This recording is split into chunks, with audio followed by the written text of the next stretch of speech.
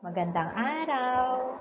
I hope everyone who is watching this video is safe, healthy, and happy.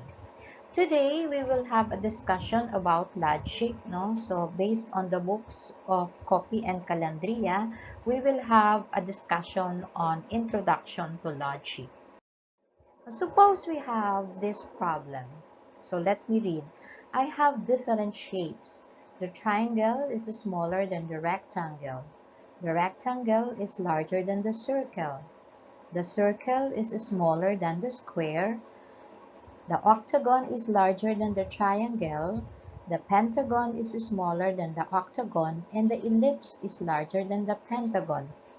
Which of these cannot be the largest shape? Problems like these would necessitate the use of logic. So we must be able to know what logic is then.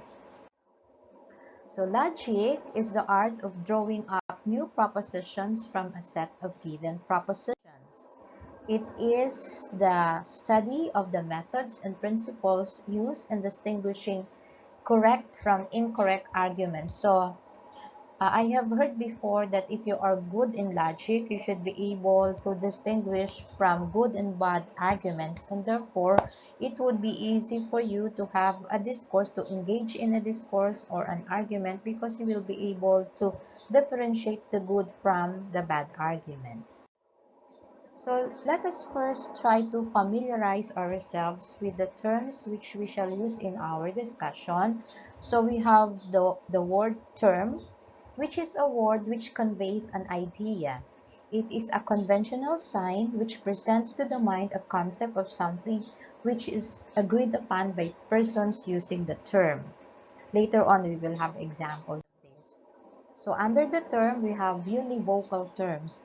These are words whose meaning convey exactly the same meaning in its different uses in the argument. For example, the word dozen, wherever you are, whether you are in any province in the country or in any part of the world, the word dozen would always mean 12 pieces. So in our example, all Filipinos are hospitable, all Cebuanos are Filipinos, therefore all Cebuanos are hospitable. So we use the word Cebuanos and Filipinos exactly the same. Then we have equivocal terms. These are words which connote an entirely different meaning in their use in the argument. For example, my son likes to eat an orange. The picture on the wall is that of my son. Therefore, the picture on the wall likes to eat an orange. No? So how could a picture on the wall eat an orange? So it connotes, the word connotes an entirely different meaning now. Then we have the third, which is the analogous terms, which present a parallelism. And analogous terms do not exactly give the definition, or does it give entirely different meaning. Rather, the use of the term presents similarities that are barely related to the original meaning. So for example, life is like a wheel. Sometimes you're up, sometimes you're down. So life is compared to a wheel, no? Either you are up or down. We say that metaphorical and poetic words can be classified under analogous terms. Another example would be if you are said that you are the apple of someone else's eyes. If somebody says to you, you are the apple of my eye, it means that you are the favorite of that particular person. So we mentioned in our definition of logic the word proposition. So what are propositions?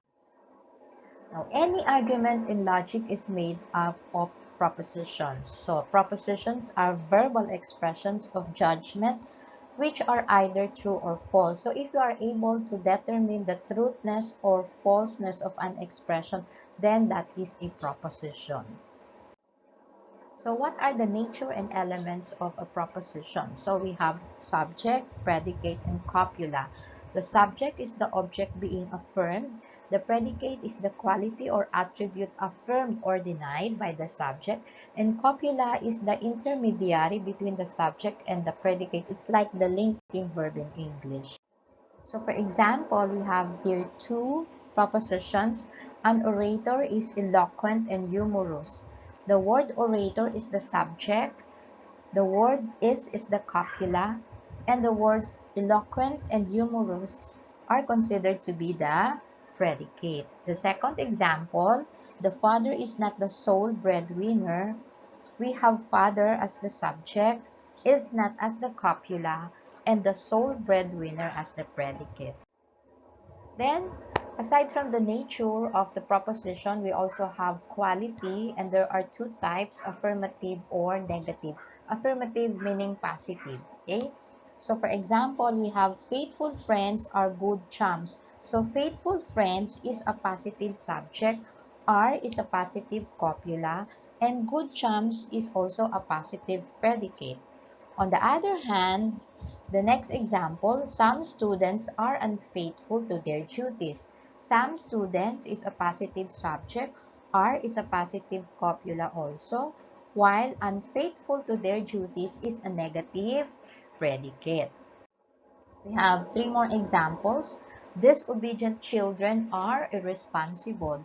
Disobedient children is a negative subject, are is a positive copula, irresponsible is a negative predicate.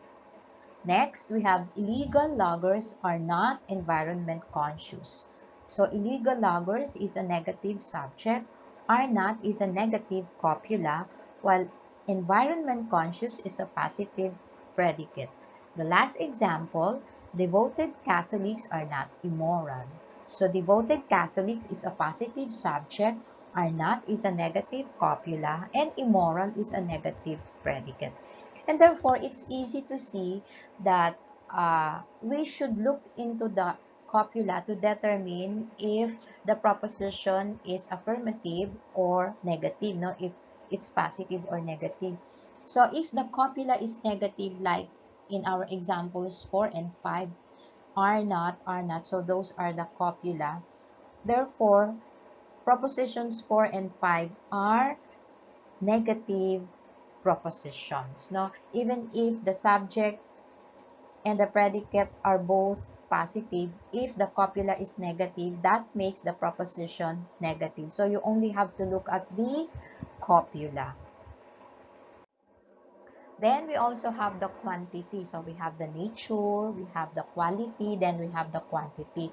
For quantity, we have three: universal, particular, and singular. For universal quantifier, this means that the entire proposition is universal, that the entire subject is wholly affirmed or denied by the predicate.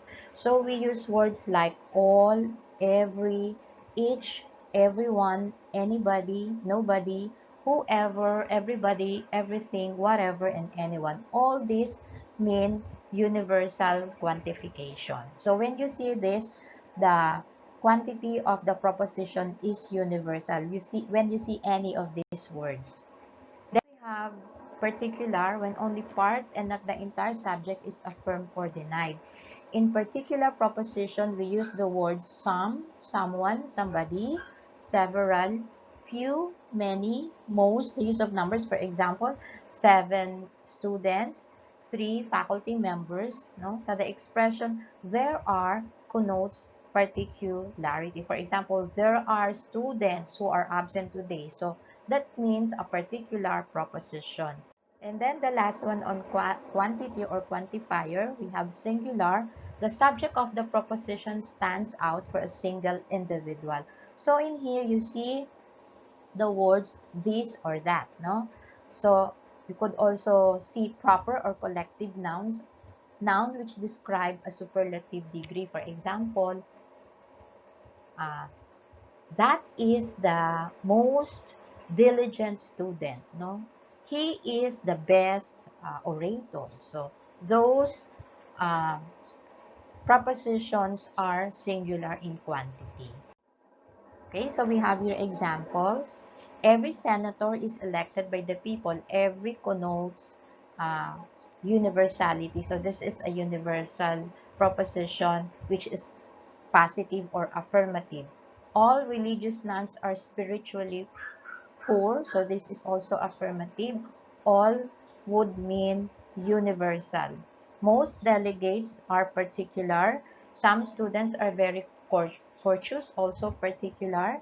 That house is the house of my friend. That house is that of my friend. Should be that house is the house of my friend, no? Anyway, correct naman yung English nun. That house is that of my friend. Okay? So, that refers to a singular proposition. The most intelligent student was given a medal, also singular. Saint Paul was a disciple of Christ, also singular. So, we have the last characteristic, which is the symbols of proposition. So, the symbols rather, which we are going to use are based on the quality and quantity. So, ilan ba yung quality, no?